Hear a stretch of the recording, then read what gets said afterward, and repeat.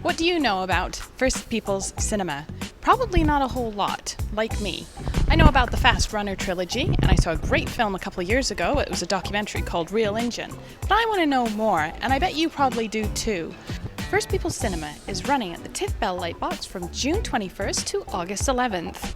Why don't you come and check it out? We're at the TIFF Bell Lightbox today with Steve Gravestock, who is the senior programmer for Canadian films, and you have a few things to tell us about today. Well, I guess we should start with the big First People show, which was curated by Jesse Wente, who's the key programmer at the TIFF Bell Lightbox. It's a massive program about First People cinema that draws from around the world, and there's a large Canadian component. There's an exhibition, an art exhibition, which has some major artists in, including Kent Monkman, and a very significant film program, including a number of films from Zacharias Canuck and the collective he was part of, including a film called Before Tomorrow, which won the best Canadian First Feature Prize at the Toronto International Film Festival a couple of years ago, and including two of his features, Achin Arjuad or Fast Runner, which was a huge hit when it was released, or it caused a huge stir, played Cannes, played the Toronto Film Festival, and Journals of Nude Rasmussen, which opened the festival a couple of years later. And these films I think are unique, because of the way they incorporate a kind of oral storytelling in a very complicated way, and a very sort of liberating way. I think all three of the films I've mentioned are quite well. They're beautiful films regardless, but I think they really do indicate a new direction for First People cinema, and incorporating the elements of their traditional storytelling and putting it on the screen, which has not really. I don't think it's happened in quite this way before. So, as part of that series, they're also doing a talk with Graham Greene, who's one of our finest actors. I probably don't need to list his credits, but he's in that that little Kevin Costner movie, Dancing with Wolves, or Dances with Wolves. Has been in numerous major productions. Thunderheart. Was in, I think, one of the most intriguing films about issues around native land rights, a film called Clear Cut, which was made by a director named Richard Bugajski, about, I think, in 92 or 93. Quite a powerful and disturbing film, and he's quite exceptional in it. And I mean, Graham Greene's he's a great storyteller, and he's a very interesting guy to talk to, I'm sure.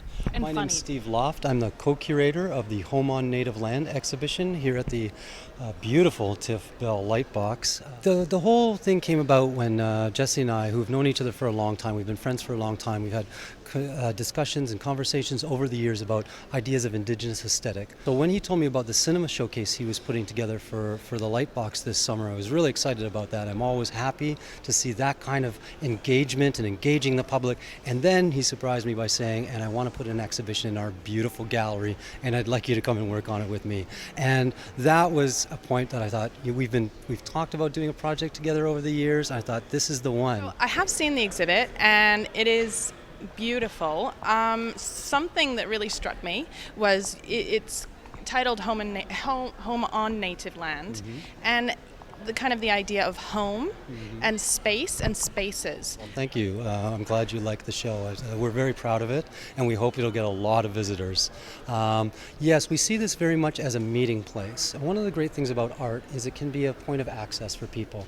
So even though there's some really difficult issues that some of these artists are dealing with, it's a space that's very convivial. It's a place of meeting. However, the presence, an Indigenous presence, is there. So we're proclaiming, especially with this big title, we're saying this is native land. That doesn't mean we can't all share it, but you have to have the native presence there. And this exhibition is very much about that. It's about proclaiming space that way. So it's not good enough just to come out and see the art. It's also important to reflect on what it means for us as Canadians, as Indigenous people, as non-Indigenous people. Where can we find the the dialogue that is going to get us to the point where Attawapiscats don't happen. We need to get there. The great thing about the exhibition too, and I really thank TIFF for this, is they're opening it free to the public, so no charge, so as many people as possible can get down here and see this art. Who are you and what are you doing here? I'm Jesse Wente. I'm the head of film programs for TIFF LightBox, and more importantly for this current conversation, I'm the curator of the First Peoples Cinema 1500 Nations One Tradition show, and as well as the co-curator of the Home on Native Land gallery exhibition that accompanies the film program.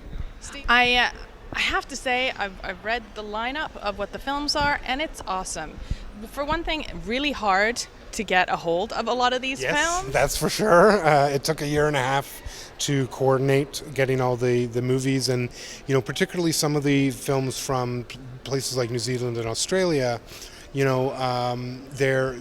Many of them have never been shown in North America, but that's really the idea of a show like this, is to make sure we can collect movies that many people may not have seen or have been impossible to see, and actually show them to you so you understand the history of where movies like Fast Runner or Samson and Delilah actually come from.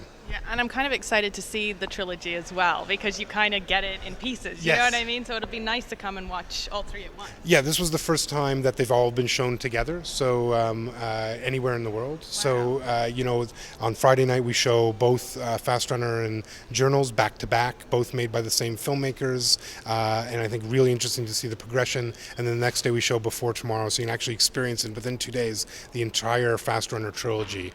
And I think that was also something really exciting. I mean, Zach is one of the leading figures in this entire cinema movement, and these are landmark films in terms of this. They're movies that really altered the course of this cinema worldwide, and I think it was actually important to see them all together because they are a trilogy, and yet when else are you ever actually going to get a chance to do that? The last thing I wanted to mention too was about Real Engine, which I came out 3 years ago? Yeah, 3 years ago. It's an incredible documentary, and it kind of to me has the overall arc of what your point is here, which is about telling that story, that First People's story within cinema. So can you touch a little bit on that?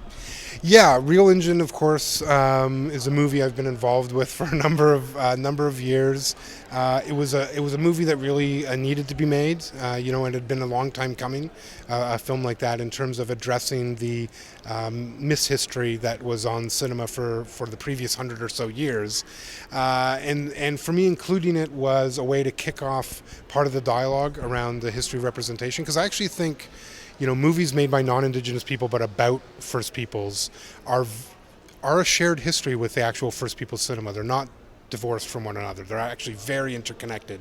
And I wanted to acknowledge that these movies really do have a place. It may not be the place we want, and so sometimes it's about repositioning these movies for the audience. And so for Real Engine, we wanted to show it because I think it encapsulates that entire history. Go see First Peoples Cinema, 1500 Nations, One Tradition, only at TIFF LightBox.